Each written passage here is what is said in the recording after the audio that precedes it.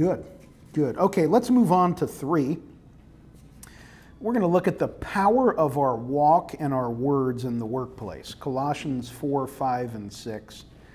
Walk in wisdom toward outsiders, making the best use of the time. Let your speech always be gracious, seasoned with salt, so that you may know how you ought to answer each person. And then James 1:19. Know this, my beloved brothers, let every person be quick to hear, slow to speak, slow to anger. So, first Colossians 4, walking in wisdom toward outsiders. Now, the idea of biblical wisdom is its skill in the art of living a godly life.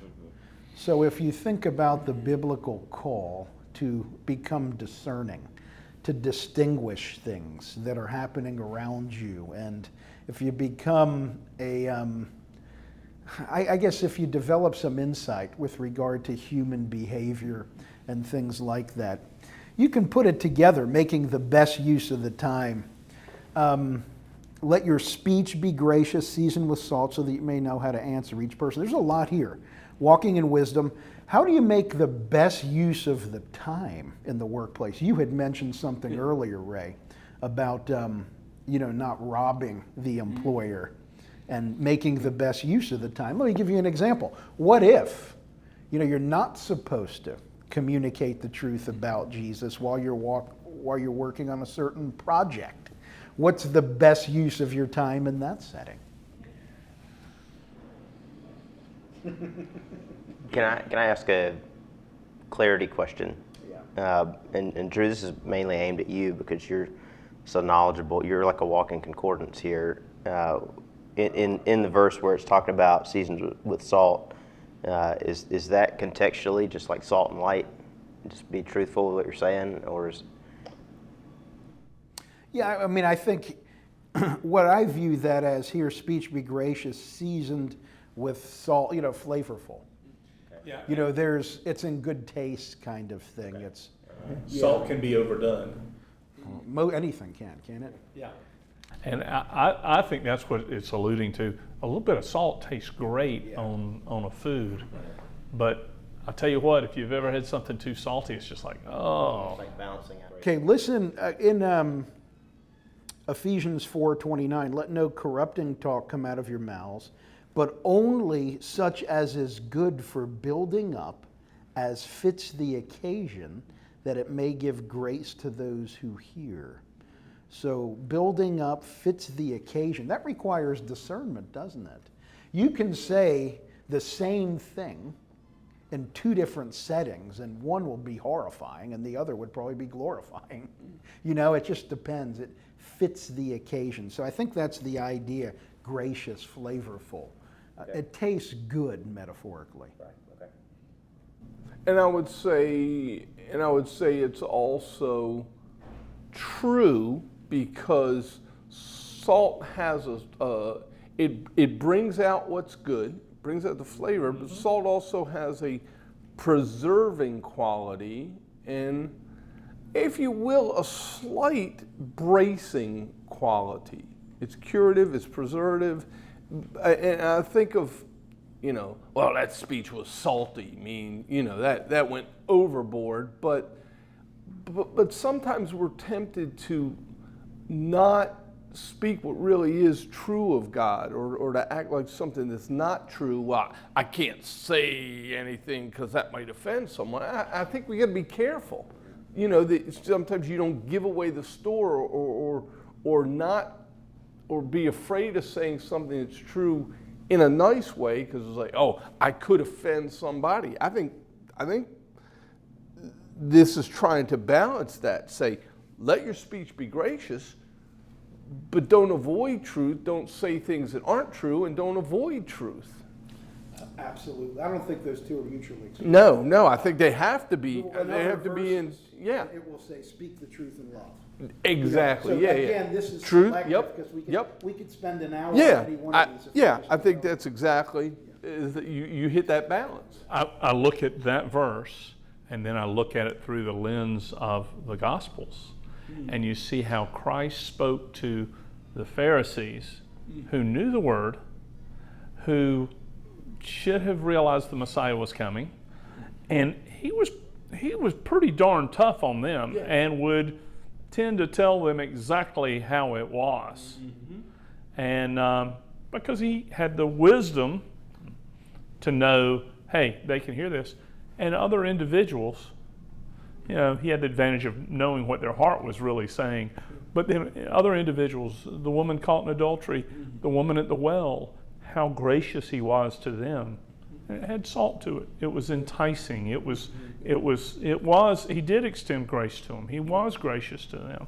So he knew both audiences, and odds are we're going to have some of both audiences at work too. Yeah. No question. Yeah.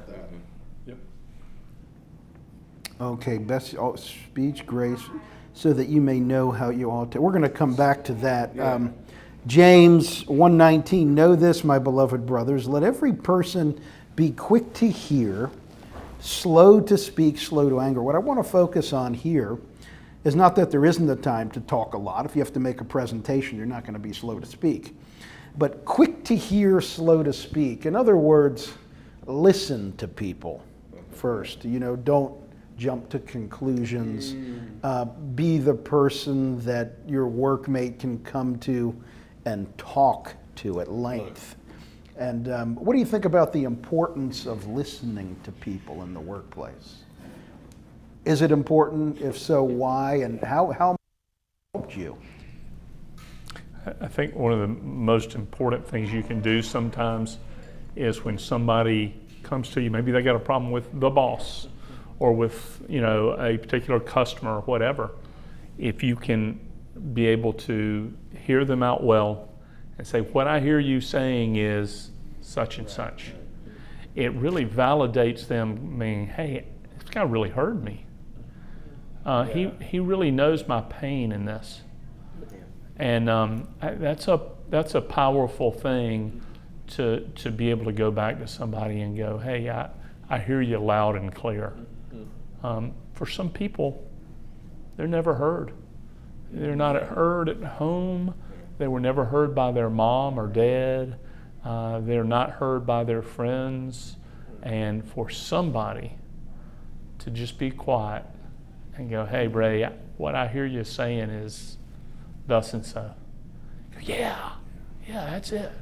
What does that communicate to a person about what it means to be human? If you're willing to give them that listening ear, doesn't that just elevate maybe how they feel about themselves and their value and self-worth? That their time is valuable. Yeah.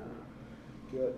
I know a lot of times, like in my line of work, I help people plan, and I pride myself on being a relational person, just in general, and we really invest in the lives of our clients quite deeply, to the point where many of them, as they're going through seasons of life, especially those who are maybe in later seasons, and unfortunately maybe they're, for lack of a better word, they're alone in the world. And something happens, and it may be fairly trivial, it may be extremely devastating or serious to the outside person. But whether it's a 20-year-old or a 90-year-old, and they come in, and what's on their mind is the most important thing. And there's been many instances meeting with my folks where our business may take 10, 15 minutes. And then I sit there and literally just listen for an hour. And it can literally be, if you were looking at it, you'd be like, well, that was a silly type thing. But for that person, that was the most important thing. And I may not have an answer. It may not even need an answer. They just may need to get that out. Right, and just let me take my pack off my back. Yes. Like in Pilgrim's Progress, it just falls off. Well, let me take it, and I'll just listen. Yeah. And sometimes even at the end, they're kind of laughing. They'll be like, "Man, you're really good at this." I'm like, "Well, at what?" I'm just listening to you. And it's like, I don't have any advice. Sometimes I do, right? But it depends on what we're talking about. But a lot of people just want to be able to unburden, and if you can be the vehicle whether I think it's trivial or not, that's moot, right? I mean, like what I think is serious, some of y'all might be like, come on. For them, it's significant. Right. And And we can't it's judge part of that. no, if it's part of their story and part of their experience, and they're being transparent and vulnerable enough to share that, and you're willing to listen and listen intently with understanding, that communicates so much about how you care for them. Yeah, and I would build on that. I mean, we really do love our clients, right? Specifically, I would speak for us. We really do love our clients, and they see that because we're there, and because they know that we're a shoulder, and it's not just me. I mean, Deborah's the same way, right? I mean, a lot of times I'll walk out, a client came in just literally to talk to her, and I'll be like, oh, hey, so-and-so, do you need me for anything? And they're like, no, I'm here talking to Deborah. Yeah. Like, okay, all right. It's a Deborah problem, and it's just, they want to unburden with Deborah, and, she's the same way, I mean, we just like, and we're people. I say that, we're people. That's great. Good. And if just leading, and I want to say, because it's all of a piece. It's not, well, you do this because it leads to this. Sure. But if it doesn't, in other words, if you're saying, I want to introduce you to God who's always listening when you pray, but you don't listen to that person, like, right. Again, the walk and talk have to matter to folks who or either don't know God or they have a wrong image of God. Right. Sure. We should follow the model set for us already, right? Yeah. Now, I did have just saying, okay, when somebody comes in, unburdens themselves about the boss, isn't the Christian thing to also do, though, not just to, you don't just, you don't sit there and, stupid boss. You go, how can we bring what's obviously a problem to you? I'm not going to rat you out, but how can we bring this to a resolution so the boss knows your heart on this too, so that he can help you with this burden? I mean, to me, there should be that component too. Otherwise, it's whether it's a family or a church or a workplace or whatever. If you just have people talking off on the side against somebody else, triangulating and not bringing this to where this can get resolved. I think you should have that too. You got to be thinking, okay, how can we get this resolved where all the parties know and can make things better? That's always how do we make this better? Right.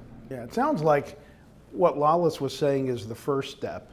This would be joined to that as the second, and how can we move forward? Very good. Okay, let's move on to 4.